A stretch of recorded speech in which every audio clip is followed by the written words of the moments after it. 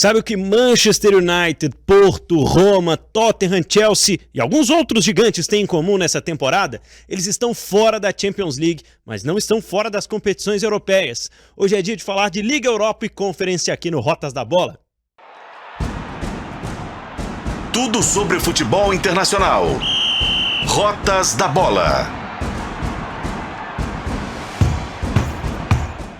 Fala aí, pessoal! Boas-vindas a você que está acompanhando em qualquer que seja a plataforma, o Rotas da Bola, podcast e videocast de futebol internacional aqui do time de O Tempo Esportes.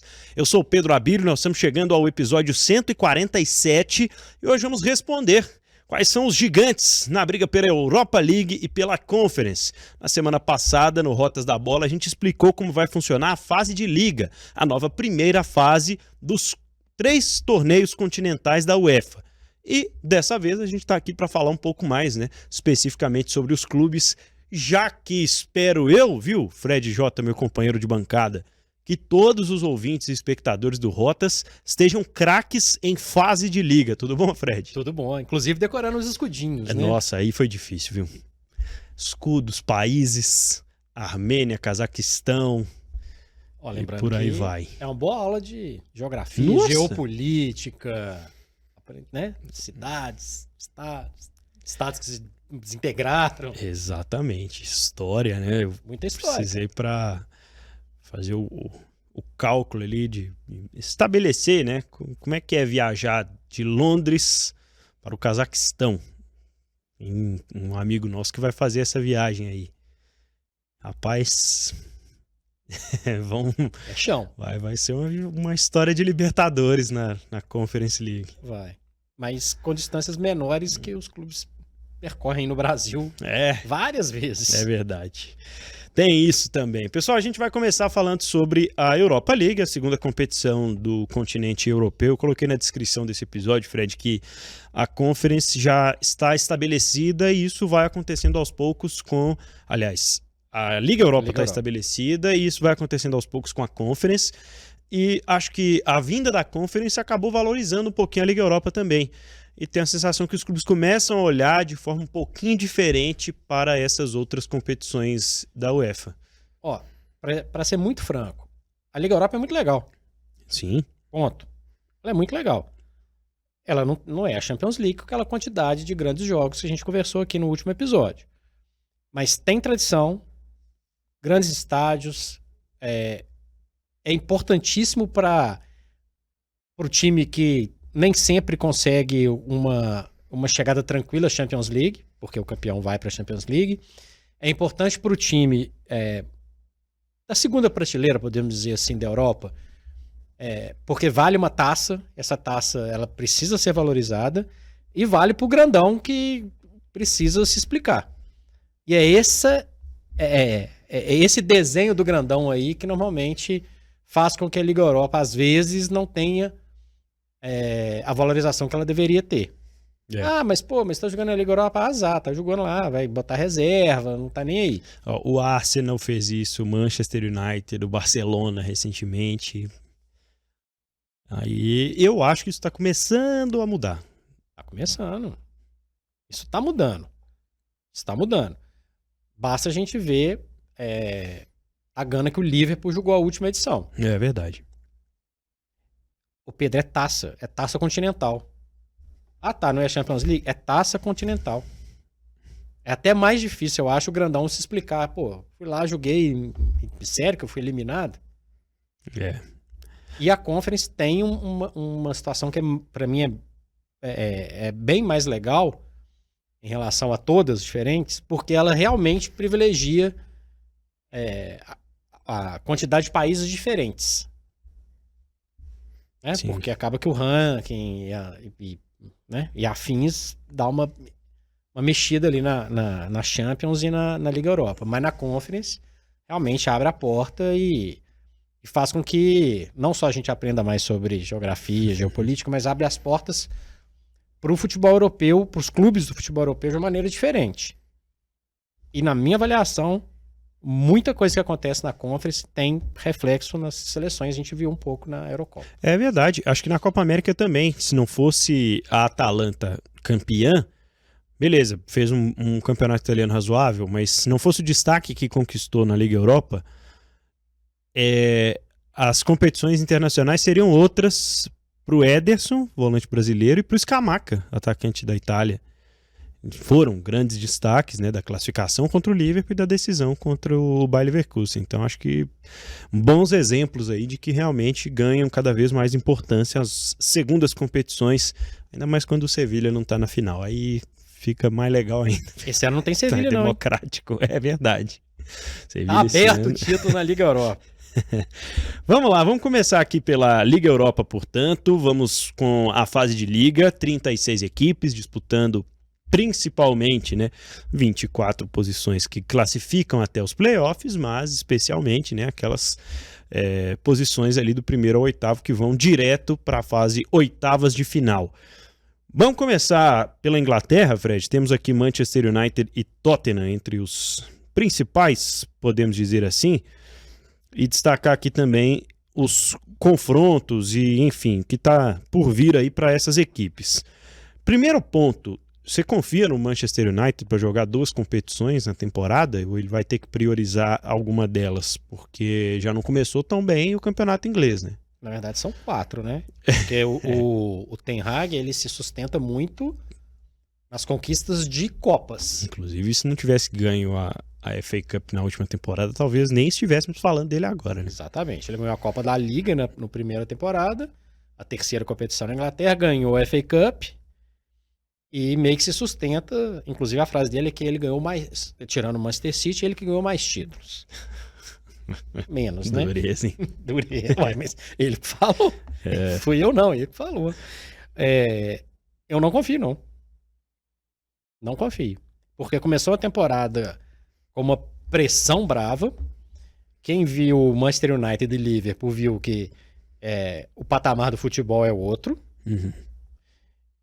O Manchester United precisa voltar para a Champions League? Precisa. Quem sabe até uma eventual quinta vaga, né, Pedro? Né?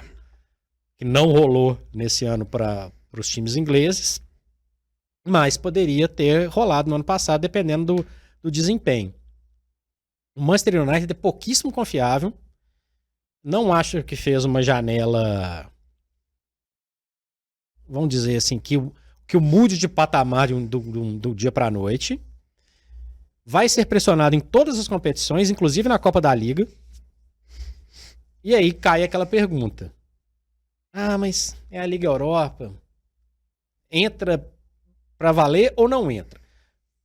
Minha opinião. Pelo campeonato inglês, não vai pra Champions League. Acho difícil também. Pode até mudar isso ao longo, com uma janela de janeiro boa e tal. Mas dá pra falar que City, Arsenal, Liverpool, o Tottenham, esses tranquilamente estão jogando mais. Ainda tem Aston Villa, Brighton, o West Ham reformulado. Quem não viu, veja, porque é um time muito interessante.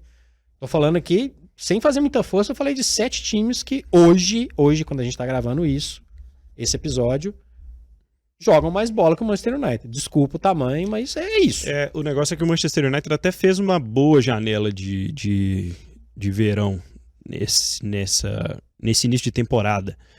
Mas, mais uma vez, são mais apostas do que contratações concretas e a gente tem visto várias dessas apostas falharem nos últimos anos.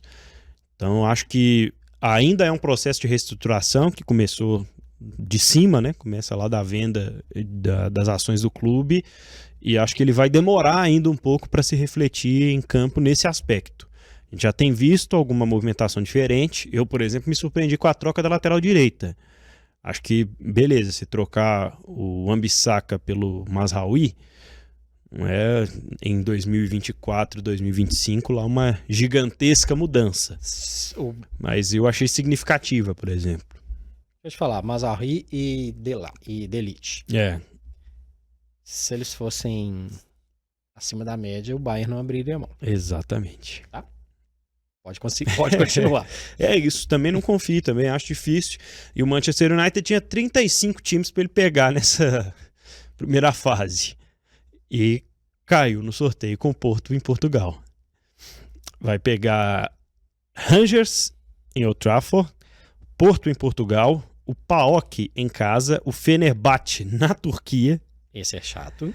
Bodo Glimt em Old Trafford, escova de dente, Victoria Pilsen fora de casa, ainda tem o Twente em casa e O Steaua o Steaua Bucareste. Bucareste, que agora é FCSB.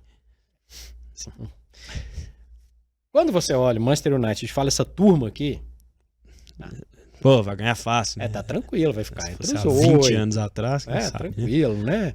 Pô, aquela bola que o Beckham vai cruzar pela área, vai passar pelo Scholes e vai cair no pé do Giggs, tá tranquilíssimo. Ou um exatamente. tempo depois, né?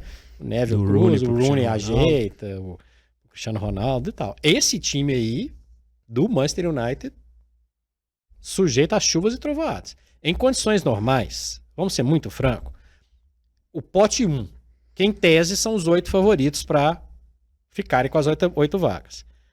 Manchester United, Tottenham, que nós vamos falar daqui a pouquinho, beleza? Porto, Aham. ok. Roma, em fase de crescimento. Lazio, um degrau, uns 2 degrauzinhos abaixo. E aí temos o Ajax, que fez um campeonato holandês horroroso e custou para chegar na fase de liga De lanterna pra fase de liga da Liga Europa. da Liga Europa. O Rangers, que tem tudo legal. Tem um uniforme legal, tem estádio legal, torcida fanática, mas o time... Inclusive eu vi grande parte do Old Firm. Celtic 3-0, assim, fácil. E olha que o Celtic é um time limitadíssimo na Champions League. Frankfurt pode causar problemas. Slavia Praga não. Então, assim, é meio inimaginável que o Manchester United não fique entre esses aqui. Convenhamos, né? Porque, só pra situar pra turma. Primeira liga, todo mundo joga 8 jogos, 4 em casa, 4 fora. Quem somar mais, os 8 primeiros somarem mais pontos, vão direto para as oitavas. Quem ficar do 9º ao 24º fazem um playoff entre eles e aí enfrenta. Quem que poderia atrapalhar? Pote 2. Braga. Já teve anos bem melhores, teve tempos bem melhores, mas colocou um telão bonitão naquela pedreira maluca do estádio. Ficou legal bonito pra caramba, né? o telão na pedreira. PAOK. Começar a preocupar com o PAOK. Né? Que fase. Olympiacos, campeão da Liga Campeão da da Conference. Do grande Rodinei. E agora o time do William também, ex-Chelsea. Maccabi Tel Aviv, Lyon, Ferencváros da Hungria, Real Sociedade, esse sim uma chance de melhor, né? AZ Alkmaar da Holanda e o Fenerbahçe, que também tem peso, tem tradição. E tem o Galatasaray no pote 3. Ainda assim, tem que contar com muita coisa para conseguir a proeza de não ficar entre os 8. Eu acho também. A proeza. Acho também, mas nada é impossível para esse Manchester United. Pode acontecer. Mas, beleza. Aí vai arrumar mais...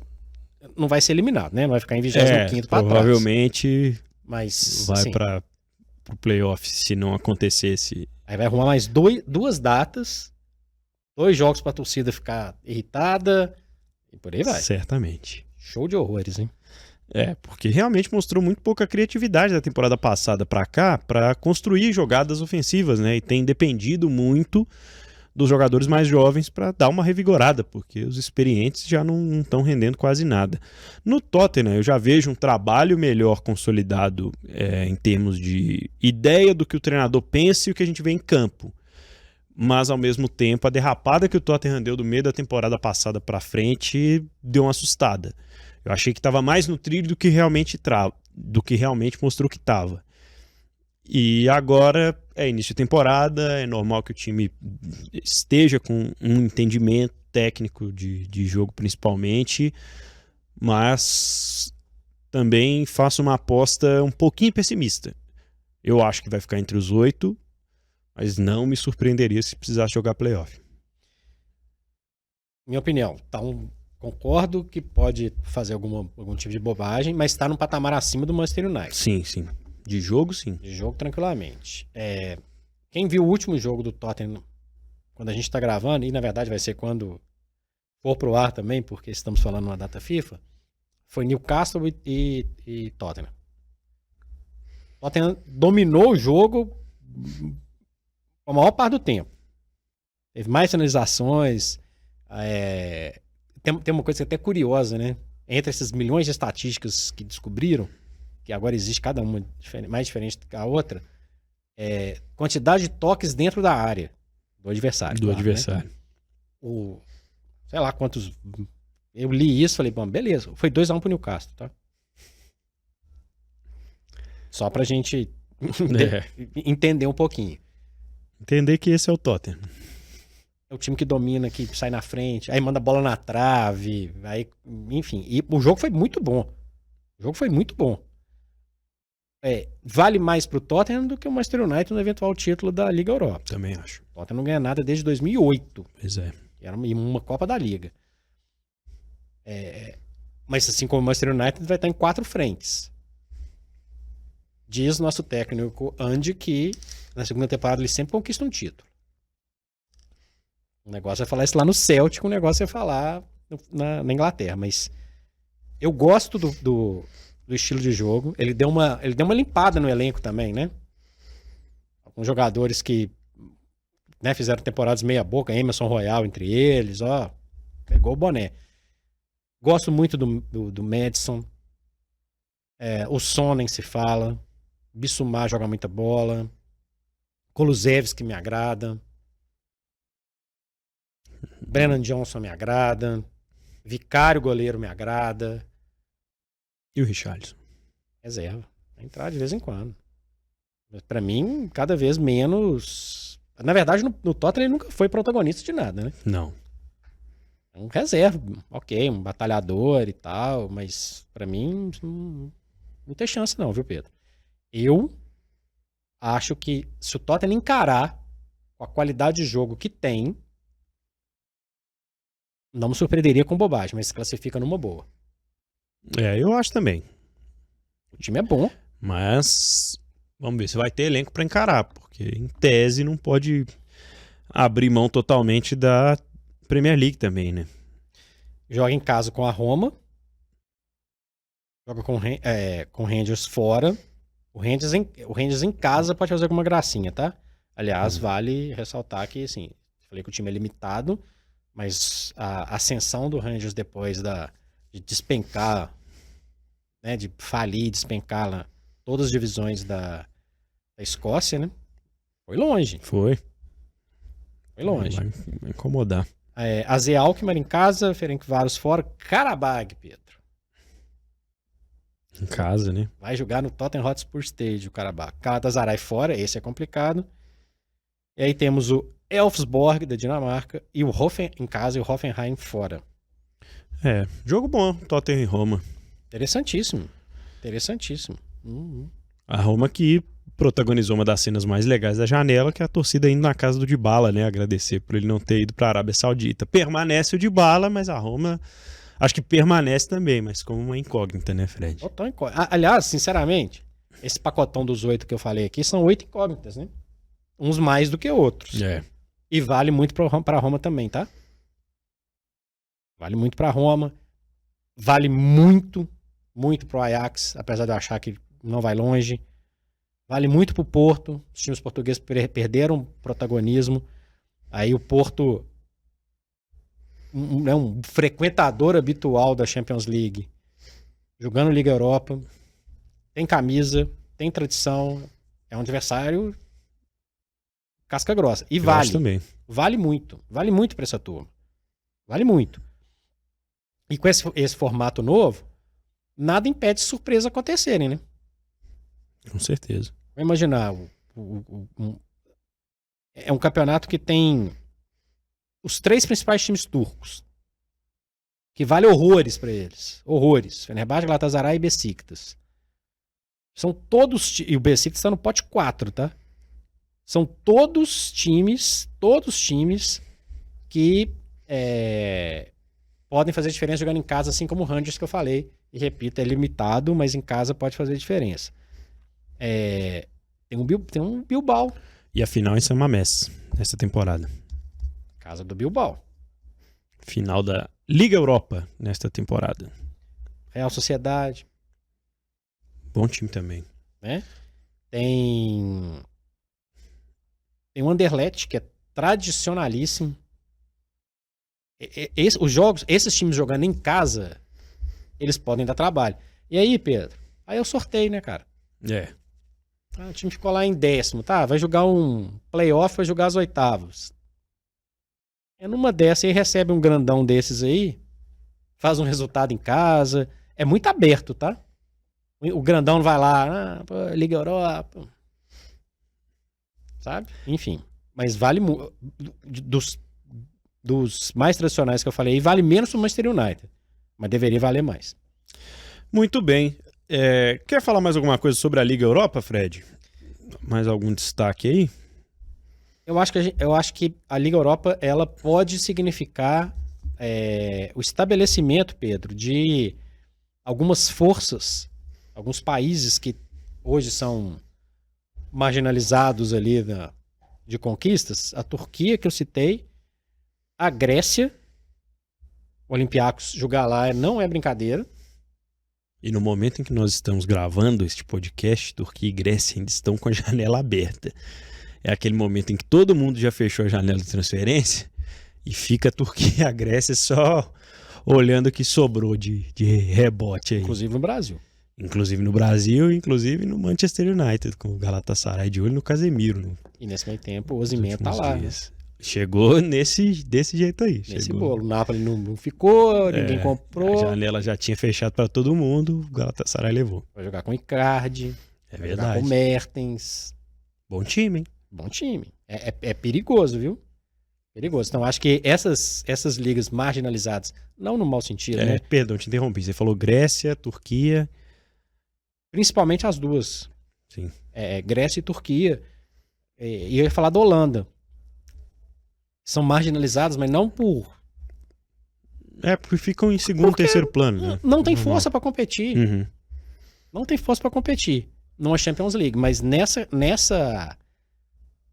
formato, podem, com entusiasmo, com bons times, atenção pro Galatasaray, podem fazer gracinha. Eu acho que pode significar isso. Além, ligas marginalizadas e times de um prateleira 2. Bilbao, Sociedade.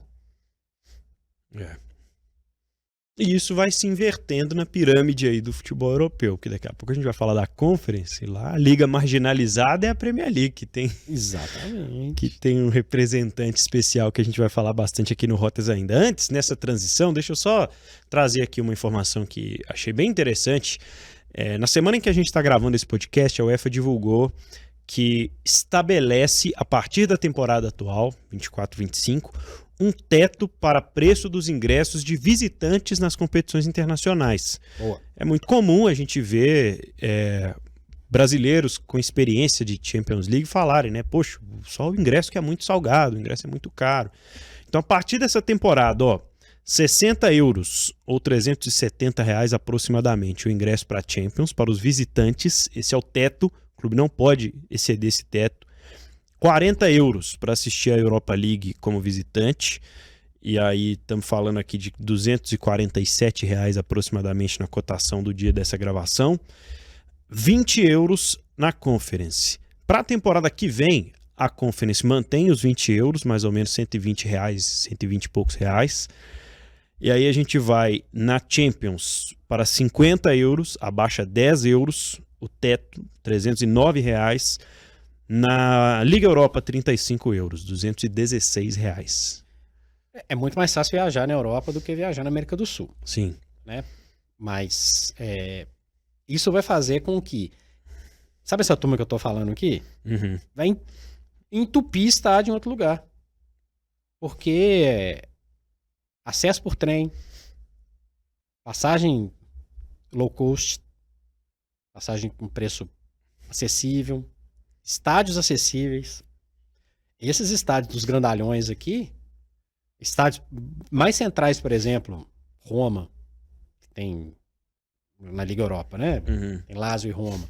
Esses visitantes, eles fazem gracinha. Lembrando que o Eintracht Frankfurt, que tá na Liga Europa, jogou um mata-mata com o Barcelona, e eles tinham direito a 5 mil, compraram 5 mil, compraram mais 25 mil de torcedores do Barça, que não é Liga Europa, tô afim não. Ficou branco o espaço cor da camisa do Eintracht no Camp Nou. Então, eu acho que assim, você tem que fazer qualquer tipo de incentivo para você ter uma torcida visitante. Sim, sim. Você narrou o jogo esse ano com torcida única aqui em BH. Não, é horroroso. Né? E os preços para assistir futebol no mundo inteiro estão ficando cada vez mais absurdos. Né? Então, quando você estabelece um limite, ajuda muito a ter isso. Eu espero também que cause um efeito dominó, né, nas ligas, de repente para jogos pontuais. E que chega aqui na América do Sul também, porque os ingressos da Libertadores não estão baratos, não. Não, de jeito nenhum. Agora, se assistir o Chelsea lá em Stamford Bridge de visitante a R$120, vai ficar mais barato que num jogo de Premier League, né? Tranquilamente. É bem mais barato que num jogo de campeonato inglês. Para você ter uma ideia, eu assisti um jogo em Stamford Bridge em 2011.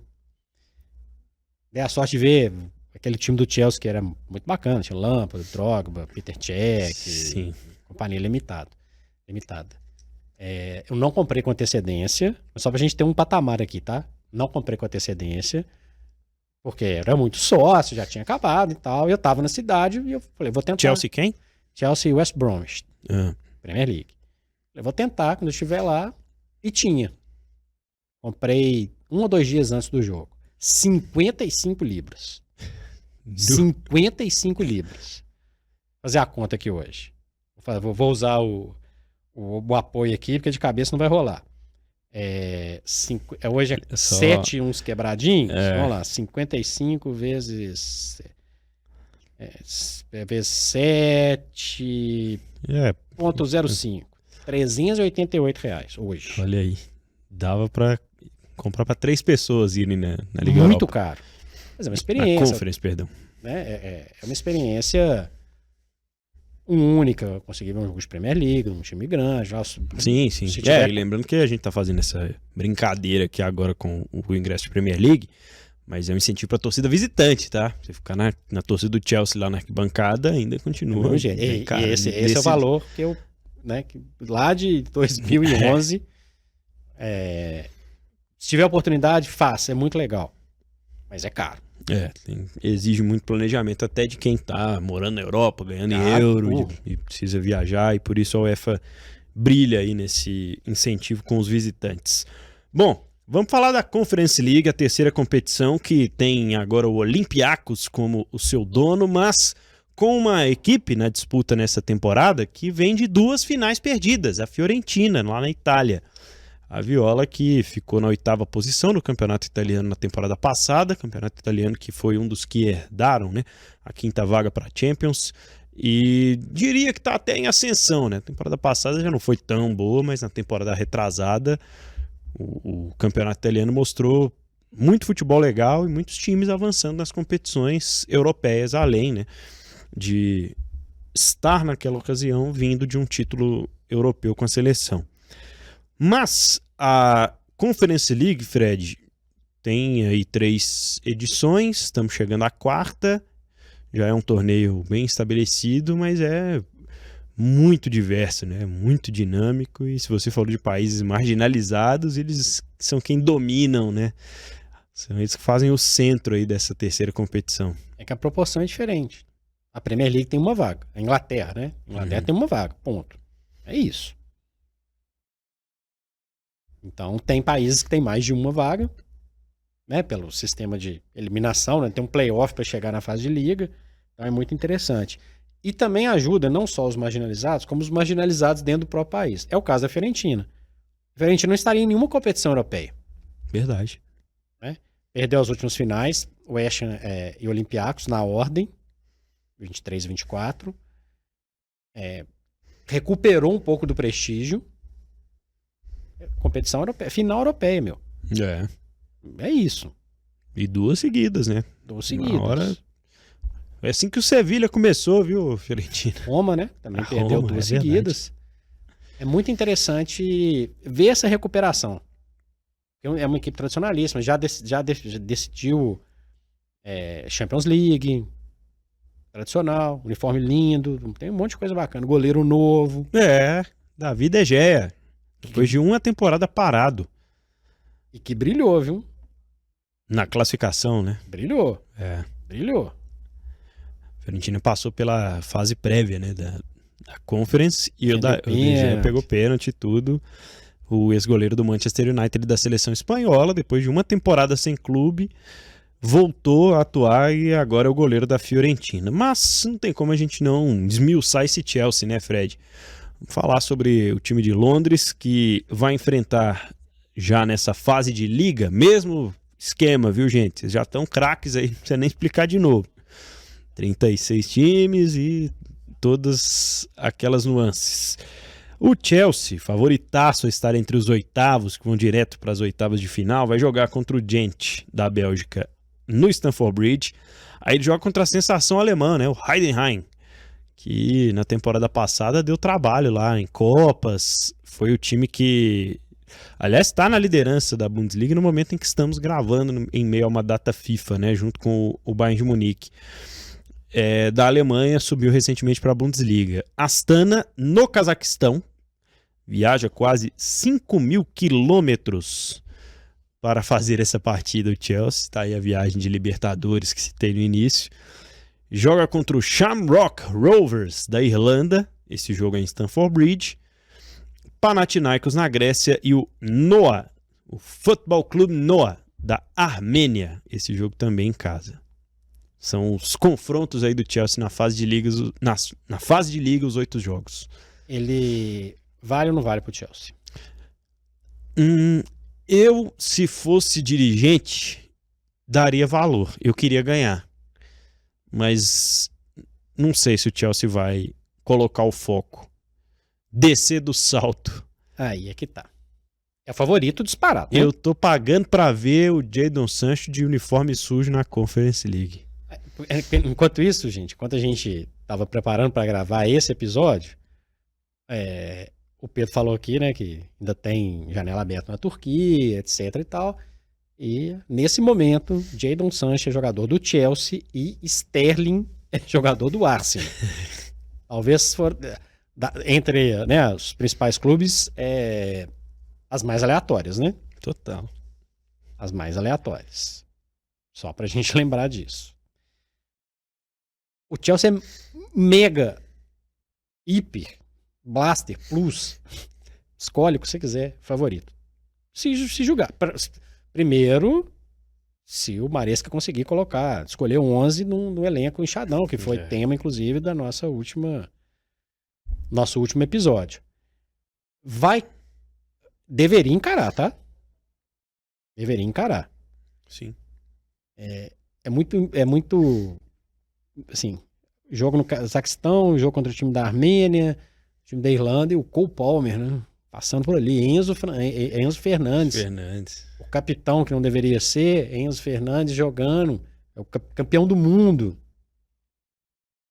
E mais uma turma, né? Caicedo e por aí vai. É muito favorito. Em tese, até se colocar um time reserva, o que vai acontecer com certeza em vários jogos, especialmente nessa primeira fase, vai sobrar. É o que eu avalio. Não é? É o que eu avalio. Não tem alguém para fazer frente ao Chelsea.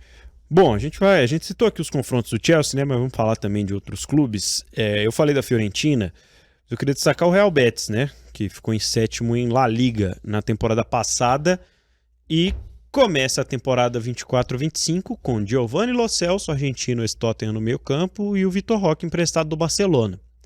Aumenta um pouquinho o sarrafo, aumenta um pouquinho o nível, de repente é o perfil de equipe que vai valorizar mais a competição que o Chelsea, e aí a gente depende de uma série de fatores como o próprio sorteio, né? Como o próprio desenho de um mata-mata. E aí eu acho que o Real Betis é uma equipe que pode de repente ser um empecilho para o Chelsea ser campeão da Conference. Mas, ainda assim, vejo uma diferença abissal entre os elencos, entre a parte técnica, é incomparável. E são poucos times também, né? São poucas opções que eu posso citar aqui, como fiz agora com o Betis, como a gente fez há pouco com a Fiorentina.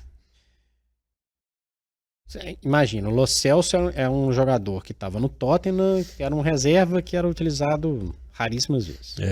O Vitor Roque foi para o Barcelona quase para fazer turismo, né? Primeiro, justamente o mesmo caso, né? Tem tradição, tem, né? Sevilha é uma cidade que respira o futebol, tem a inveja, né? Do Betis, né? A inveja local, mas não faz frente, Pedro. Não faz frente. Vai levar a sério? Provavelmente vai. Mas vai levar a sério até a página 2. Se tiver mal em La Liga, é mais importante ficar em La Liga do que uma eventual classificação na Conference. E aí que tá talvez a grande diferença do Chelsea. O Chelsea tem mais estofo, né? Sim. A gente levantou, né? Diminuiu um pouquinho, né? Desde que a gente gravou o programa dedicado o episódio dedicado ao Chelsea. Tinha 16 atacantes, agora deve ter 10. Assim, você pode escolher inúmeras formações que ainda assim você vai ser favorito. É só se não quiser. Mas é um time para ficar de olho. Sim. Mas estamos falando do 7º colocado de La Liga. E a gente já opinou sobre La Liga aqui. Só para ser estraga prazeres, tá? Tô contando aqui, Fred, eu conheço 15 dos 36 escudos. Só de olhar só o escudo. Ih, rapaz. Agora... Porque no último episódio do Rotas da Bola, o Fred me desafiou aqui com os escudinhos dos times da Liga Europa. De bater o olho aqui nos escudos apenas, eu diria que eu conheço 15 dos 36. Tem aqui o Rapid Viena, Vitória de Guimarães. Aí vamos para o Dinamo de Moscou e o Kingdom Hearts. E aí tem o Real Betis, tem o Larissa da Grécia, tem a Fiorentina, Chelsea e Gent, que inclusive fazem a primeira rodada, Copenhagen, o Helsinki, Panathinaikos e o Apoel Tel Aviv. Eu conheço mais aqui, mas eu posso falar algumas coisas que saíram do meu controle aqui, né? Pafos do Chipre. Meu Deus. Tem camisa, Fred? Essa não tem. O que é um sinal, né? O que é um sinal. Aliás, tem 3 times do Chipre, tá? Tem 3 times do Chipre na Conference League. Apoel, Omônia e o Pafos. Imagina o Tempo Esportes do Chipre falando do G3 do campeonato do Chipre. Que coisa maluca. Tem o Petroclube da Moldávia. Essa também eu não só não tenho a camisa, como eu patinei aqui no escudo. Tem o Borac da Bósnia e Herzegovina, que passou batido. O próprio Noah, né? Que é da Armênia, que esse foi jogar com o Chelsea. Eu acertei alguns aqui malucos aqui. Dinamo Minsk, o Jagiellonia. Esse eu tenho a camisa, viu, Pedro? Jagiellonia? De onde? Da Polônia. Da Polônia. Tem o Mladá Bolesław. Aí, da República Tcheca, até é um país com mais tradição. Mas isso é muito legal da gente ver, porque acaba que é um passeio que a gente consegue fazer, né? Tem o Futbolski Klub, que é um clube da Sérvia. Eu vi e falei, esse time é da Eslovênia. E errei, enfim. Mas é legal pra gente consegue abrir o nosso olhar mesmo. Sim. Acho interessante a gente entender mais ou menos como que funciona. É legal, tem muito jogador brasileiro. Tem muita gente, mas foram esses aí, eu perdi a conta aqui, que eu não conhecia também, né? Vou te contar, né? O Pafos foi demais pra mim. Quer falar de Panathinaikos e Copenhagen aí pra gente fechar, Fred? Vamos lá. Esses times são aqueles que o campeonato vale muito. São times que são habituês de competições europeias sem um resultado efetivo, né? O Copenhague fez gracinha recente, né? Uhum. Inclusive com o Manchester United, né? Tá na listinha das presepadas aí, né? tirou o Manchester United numa fase de grupos da Champions League. O Panathinaikos já foi vice-campeão da Champions League. Era o time do Bernard, hoje no Atlético, inclusive. Time tradicional, torcida grande. Deve estar moído lá, porque o Olympiacos foi campeão continental. Em casa ainda, né? Em casa, não na casa do AEK, né? É. A final foi no estado da AEK, Na Grécia. mas foi em casa. E a parada é o seguinte. E agora? A gente tem que fazer alguma coisa também para movimentar. O atual campeão é seu principal rival. Isso mexe. Né? São marginalizados, entre aspas, mas é um time da Dinamarca, um time da Grécia. Né? O caixotinho lá que o Copenhague joga é um lugar meio complicado de jogar. Torcida vibrante. E é o seguinte, é nivelado demais. Tira o Chelsea. Um patamar. O restante. Fiorentina ali, Betis e tal. Classifica 8. Tem um playoff, que ainda vai empurrar uma turma. A chance de fazer o caminho que o Olympiacos fez é grande. Pelo menos de ir lá pra frente. Então esses dois times que eu chamaria atenção pelo fato de jogarem competições europeias de forma constante. É isso, pessoal. Liga Europa e Conference League passadas a limpo aqui no Rotas da Bola 147. Curtiu? Então deixa aí o seu comentário no YouTube de O Tempo, no YouTube de Tempo Esportes, falando sobre os escudos que você conhece da Conference não vale colar, da hein? Liga Europa. Não vale colar. Vai no escudo e não fica lendo, não. Bateu o olho no escudo ali, já tem que ter alguma referência. Obrigado, videogame, por tanto ensinamento para eu conseguir acertar 15 aqui dos 36 da E olha que eu não jogo videogame, eu sou um tarado pro futebol mesmo, viu, gente? Sou um apaixonado por esse negócio. É isso, pessoal. Eu sou o Pedro Abílio. E eu sou o Frederico Jota. Vai lá, pega os escudinhos, tenta acertar o da Liga Europa também. E esse foi o Rotas da Bola, videocast, podcast de O Tempo Esportes, que você pode conferir em youtube.com/@otempoesportes. Inclusive tá lá a lista de todos que a gente já fez. Um abraço e até a próxima.